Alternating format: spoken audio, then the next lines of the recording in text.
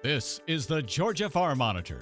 Since 1966, your source for state and national agribusiness news, and features for farmers and consumers about Georgia's #1 industry, agriculture. The Georgia Farm Monitor is produced by the state's largest general farm organization, the Georgia Farm Bureau. Now, here are your hosts, Ray DeLessio and Kenny Burgamy. All right, another week, another show, and time for us to share the latest ag news and features with you. Hi, everybody. Thanks so much for tuning in to another edition of the Farm Monitor. I'm Ray DeLessio. And I'm Kenny Burgamy. Happy to have you along for the next 30 minutes. Coming up, we'll head to North Georgia, where apple season is off and running. What effect, if any, did last year's late frost have on the 2018 crop? Also on the program, the Appalachian Regional Port, or ARP for short. After much anticipation, the Maury County facility is now officially open for business. The reason it's being called a powerful new gateway to the port of Savannah and beyond. And speaking of powerful, when he's not troubleshooting power lines, you'll find this man hard at work tending to his bees. Broadus Williams on what began as a way to pollinate his fruit trees to a full-time business once he retires. These stories and so much more starting right now on the Farm Monitor. Well, it's the month of September, and that means it's time for cooler temperatures, beautiful leaves, and Ellijay apples. In fact, markets are getting ready for the thousands of people that will soon be packing Northeast Georgia. Our John Holcomb visited one orchard to see how they're preparing for the upcoming weeks after a difficult growing season. If you take a stroll up through the Northeast Georgia mountains this time of year, there's a few things you're guaranteed to see. Beautiful mountains, and apple market after apple market ready for you to come in and buy some delicious fruit. It's officially apple season in Ellijay, and I visited with one grower that's getting ready. As you can imagine, this time of year is a little hectic, especially when you have as many varieties as they do. We grow about 20 different kinds of varieties. Some of the newer varieties are becoming more popular as people taste them, but we still do grow the old standbys, Rome Beauty, Golden Delicious, and all those. This year has been a challenging one for growers in Georgia, and that challenge has mainly been dealing with Mother Nature and her unpredictability, something they've been having to deal with since the trees started to bloom back in early spring. We started out this spring with a late frost, and that's one thing the apple growers always fear. We did have certain varieties that have a light crop on them, but miraculously, most of the varieties like these, as you can see, they're really large due to all the rain that we've had this summer. Rain is obviously a good thing, but at times it can be damaging. Since the spring, the Northeast Georgia area has received 11 more inches than they typically do on average. That, as you would imagine, has caused some issues. We've had an extreme amount of rain this summer, and we'd rather have rain than not have rain, but it was a little much. So that creates a lot of disease pressure as well as weeds and grass. So we've been fighting that all spring and summer, but it does look like we're going to have a good crop. Even with a good apple crop, their stress isn't over just yet. Apples isn't the only thing they have to worry about. They also have a ton of activities for families they have to get ready and run when people come to visit their orchard. We're really big into the agritourism side of the business because we found that people can go buy apples at the grocery store any day of the week, all year long. So we had to have more than just the apples. So we decided to have things for kids and families to do. We have a petting farm, we have swimming pig races, we're adding duck races this year. We have wagon rides, pedal carts, lots of playgrounds. As you can imagine, getting all of this ready for customers is a lot of work and has taken them weeks to do. A lot of people think that we just vacation all year when we're not actually open, but there's always something to do on the farm. And the summer is extremely busy. We're mowing, we're bush hogging, we're weed spraying, all these things, thinning the apples. And right now, the very last month, we're really preparing for the opening of the market, the petting farms. Reporting in Ellijay for the Farm Monitor, I'm John Holcomb.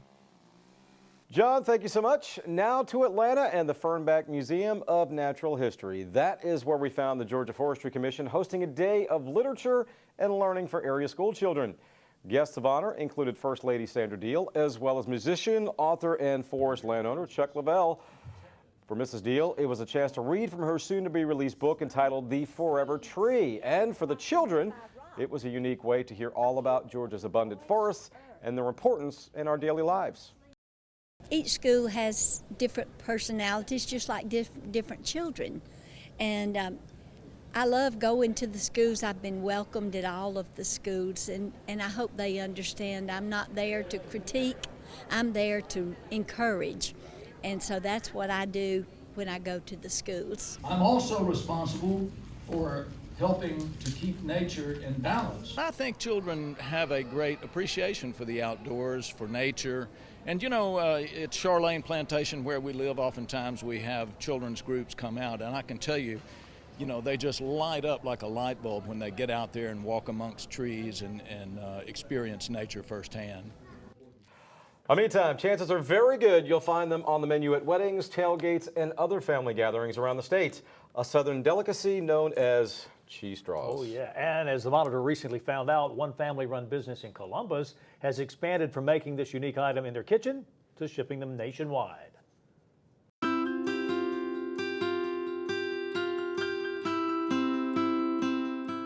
Well, it was a hobby for many years. Probably when I was around 20 years old, I started making cheese straws, gifts for family, for friends, just doing it as a hobby for years. And people loved the cheese straws, and it became one of those things where you can't come to the party if you don't bring your cheese straws. So when we started and we had this little press, the challenge was, how do you take what was meant to be a home product that a mom or whoever would make and scale that up to something from a business perspective. It was me at first, by myself, just laying the groundwork with the business licenses, building out a kitchen, learning about being in the food industry, making some connections. I'd never done anything like this. And then a couple of years later, my oldest son was graduating from University of Georgia with a finance degree. And I can remember the day, he called me up and he said, "Mom, I wouldn't mind coming to work with you and doing the startup." And I said, "Well, boy, have I got a startup for you." I love it. I mean, every day is a challenge. Every day you just wake up and you don't know what the day has entail. You might get a new project. Every Christmas there's something else comes up. We work a lot with weddings. Those are always fun.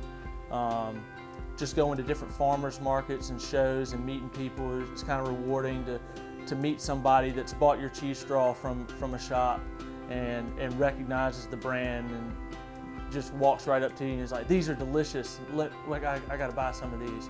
That's honestly the best part. For me to get to work with my son, I would have never dreamed that I'd have that opportunity.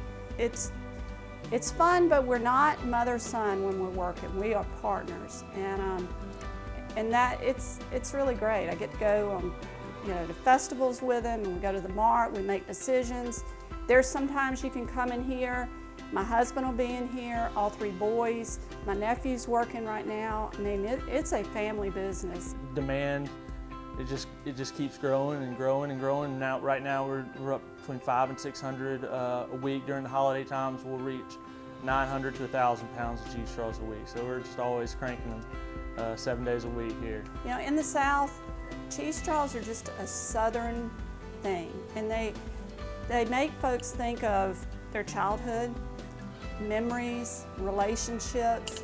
It is just such a cultural food. So it's hard to explain sometimes what a cheese straw is. We say it's not a cookie, it's not a cracker, but it's just a Southern icon. We take our cheese, we cut it down, we grate it ourselves, and we use all natural cheese, butter, flour, salt, and some spices, and gives our original flavor a good kick at the end. And we blend that all up into a dough and put it in what's called an extruder.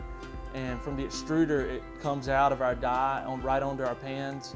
And we hand cut our cheese straws then cook them in the oven. They go through a little cooling process, and they'll be ready to pack from there. After the break, working around electricity and with bees. It's not for everyone, but for Broadus Williams of Roberta, Georgia, it's a way of life and something he says he would do for free. Working with the bees, that is. His story when the Farm Monitor continues.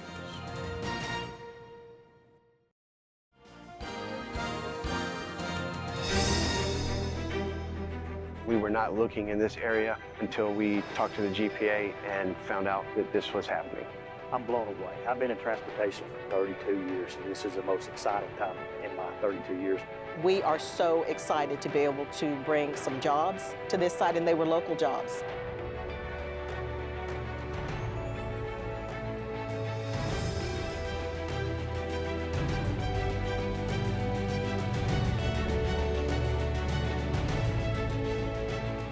Market reach is a huge advantage for being up here in the Northwest Georgia region and Murray County. You can reach approximately 75% of the continental United States in less than a 2-day drive.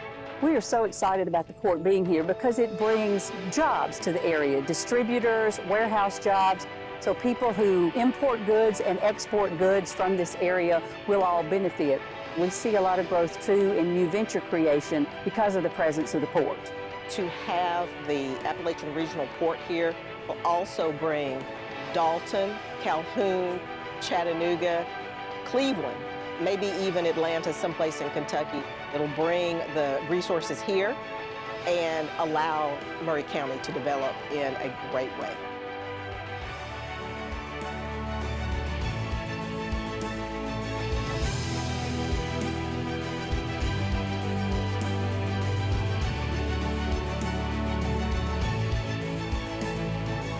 Going to bring diverse opportunities to our transportation community that we haven't had in the past. The opportunities for distribution centers, we have spoken with some. We know Ellijay gets calls constantly from distribution centers that want to move to this area to be able to have job availability for the residents here in Murray County, that they can live here and stay here and make an excellent living.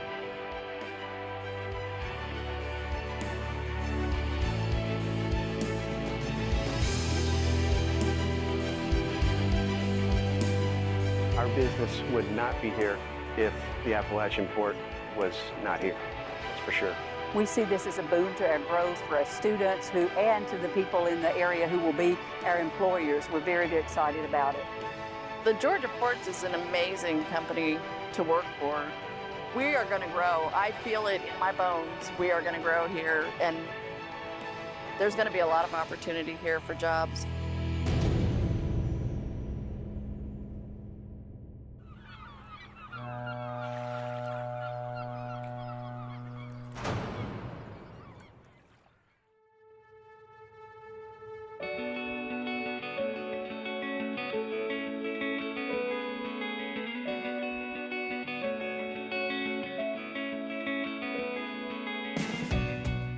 For Broadus Williams, a 17-year veteran of Georgia Power and troubleshooter for the company, the constant hum and buzzing of power lines has become the norm. Somewhat soothing in one sense. But like many of us, once his work is complete and the power has been restored, Broadus wants to relax and venture into his happy place. And for Broadus, that means trading in the sound of buzzing power lines for a different type of buzzing noise. The one you get when thousands of bees are working together. Well, you know, I've started years ago because I had fruit trees and my fruit trees wasn't producing. And I cleared a bunch of land off and started planting trees, and the trees were growing. And they would blossom every year, but I never got into fruit. And I started doing research like, why? And I found out that I needed bees. And so began his passion for the busy little creatures. After buying his first hive, Broadus then joined a local bee club. He tells me that one hive turned into 9. 9 turned into 49. Today, he's not exactly sure how many beehives he has. Let's just say there's a lot of them. I used to get the bees for my trees, and now I plant trees for the bees, or I plant for the bees. Have you found now that it's really a second business for you?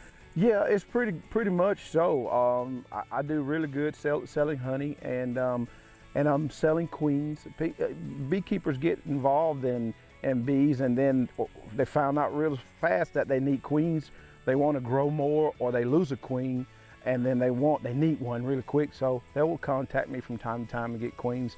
So it's been good. It's been good in both ways. I sell honey and I sell queens, and I'll start selling bee boxes with bees in them. Adding to that, Broadus says his long-term plan is to eventually retire and move his operation to the West Coast. For now, though, he still has some unfinished business here in Georgia. In Macon, when someone needs a house cleared of bees, Broadus is one of the experts they call. He also teaches beekeeping classes at Young Harris College. And of course, there's his main job at Georgia Power. Well, Georgia Power seemed to think that it's pretty cool because, you know, at one time there was a lot of talk about the bees in decline. And so you know, Georgia Power was fully aware of that. And they kind of was concerned about it as well, got involved in it. We also have bees at our headquarters in Atlanta, our main headquarters. So so that they're dedicated toward, you know, us being stewards in our neighborhood and in the community. And this is a great way to be a part of it. The biggest thing is, how do you do it? How do you do so much of this? You work full-time there, and you work full-time with your bees, and you got a family. How do you manage it all? Well, it's just me wanting to do it. You wanting to do it, you'll find the time, make time to do it. You can't take away from my family time. I had to, you know, dedicate a lot of time to that and my family, and then, you know, of course, my Christian background, you know, dedicate time to that. And then work is 8 hours or more, depending on storm situation, depending on where what's going on in the weather. And then this has been more than, it's not work, it's kind of like therapeutic, and it's fun. So when it's fun and it's therapeutic, it's not like work, you know. It's something I really enjoy. I'm doing. I think I would do it for free. It's just I get paid to do it. In Roberta, Georgia, I'm Ray DeLessio for the Farm Monitor. Ray, thank you so much. And folks, don't forget, if you missed any part of Ray's story or others on today's program, you can still see them in their entirety at our YouTube channel, the Georgia Farm Monitor. Plenty of stuff to choose from. In fact, the archive goes all the way back to 2009. Up next is one of the most important elements of starting a garden or redoing your landscape. Why gardening expert Paul Pugliese says without it, you're just wasting time and money.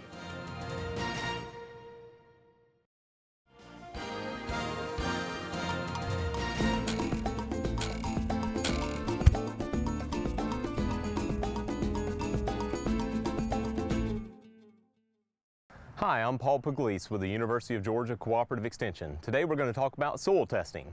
Soil testing is one of the most important things you can do before you plant a garden, if you're taking care of a lawn, or before you design a landscape around your home.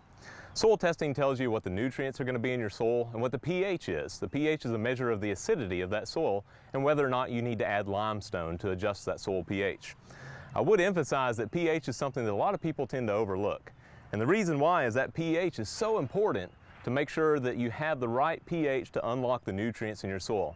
I always say that the right pH is like having the right key to start your car or start that fertilizer in your soil. If you don't have the right key or the right pH, you're wasting your time and money on fertilizer. There are a couple of different tools you can use to sample your soil in your garden or in your lawn. Your local county extension office a lot of times will have a T-probe that you can check out for a couple of days. This is one of the more accurate ways to test the soil. If you have a large farm or a lot of acreage that you need to soil, this is really the best way to sample your soil. The other way is to take a shovel. You can actually use a spade or a shovel in your garden. It's very important that you sample in a way that's similar to the T-probe that we have here. Notice that the T-probe makes a nice vertical slice into the ground. What you don't want to do is make a cut right off the surface, because that's going to skew the results of your soil test. So when you pull a sample, make sure you dig into the ground, pull back that soil a little bit, and then again make a nice vertical cut of that soil, and then put that into your bucket, okay? Now the next question is, well, how deep do we need to go? It depends. For most lawns, you only need to go 4 or 5 inches deep.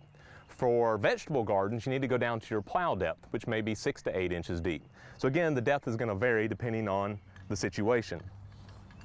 With a T-probe, you can see this T-probe actually goes in about 4 or 5 inches deep is all we need for a lawn, and we put it into the bucket and go on to our next spot.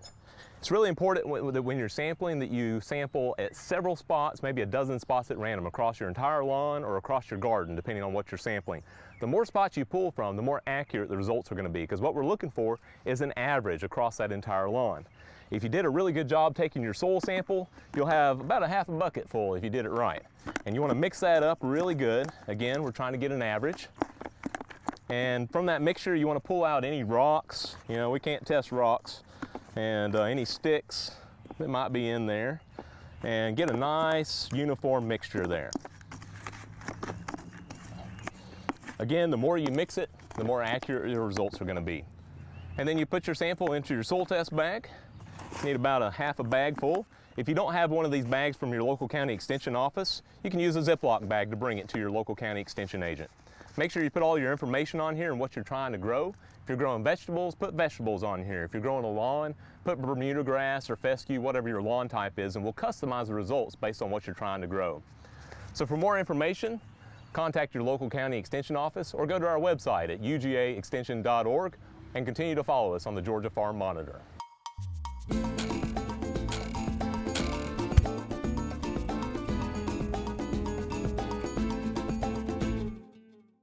Finally this week, people from all over the nation dedicated to helping America's farmers came to Chattanooga, Tennessee this year for an important gathering. UT Extension hosted the annual meeting of the National Association of County Agricultural Agents. Charles Denny has more on how agents in many states learn from each other. When Peyton Manning played at the University of Tennessee, he wore number 16. Kind of a nice coincidence that Tennessee is the 16th state. A parade of flags, the proud colors for each of the 50 states. But in the audience, also carrying the banner for their home state, agricultural extension agents from across the country. Chattanooga played host this year to the National Association of County Agricultural Agents, representing land-grant universities nationwide. Tennessee extension agents spent 4 years planning the conference and say hosting was a source of pride. Alan Galloway from Putnam County served this year as the organization's national president. The whole purpose of the idea is this is a professional improvement association. We hopefully enable our members to be better at what they do, and that's helping their clientele back home. That's what it's all about. This was a well-attended conference. More than 1,300 people registered, and 160 some odd agents attended this gathering for the first time ever. Extension agents work with farm families to keep them in business, providing unbiased, research-based information about crops and management practices. The conference draws agents together to share ideas, recognize achievements, and learn from each other in workshops and tours. I mean, we represent so many different crops across the nation. There could be insect issues, there could be plant disease issues, but yet we come together, we share challenges, we share solutions, we share creative, innovative ideas.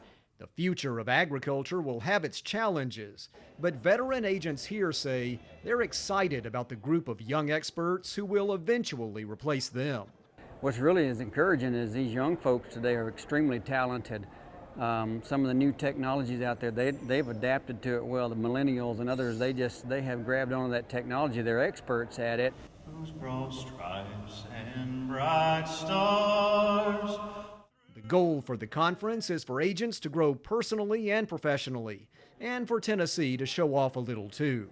It's hoped folks will enjoy their time in Chattanooga, because when they get back home, they have an important job to do. This is Charles Denny reporting.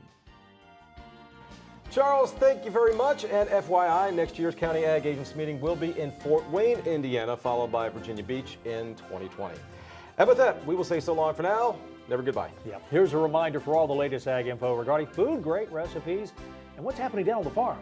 Be sure to check out our Twitter, Facebook, and Pinterest pages. You'll stay informed, see what's up in the world of farming, plus with us here on the show. Take care, everybody. We will see you next week right here on the Farm Monitor. Have a great week.